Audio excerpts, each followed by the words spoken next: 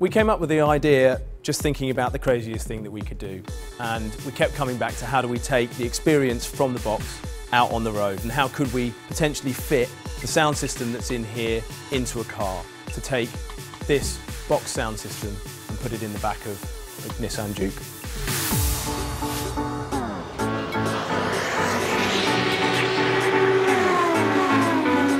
The amazing thing about Le Mans is, one, that around 250,000 people go to watch it every year, but secondly, it is just one long party over the whole weekend.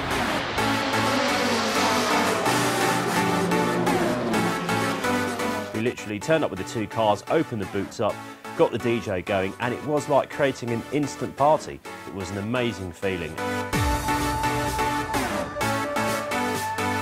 It was literally more awesome than you could ever think. Those two Juke cars kitted with some big old stinky speakers and the perfect DJ set up for us, and we knew we were going to rock it, and yeah, it was heavy. Just the energy of that moment, everyone just losing their mind but kind of on the same groove of just let's just do this and have a party.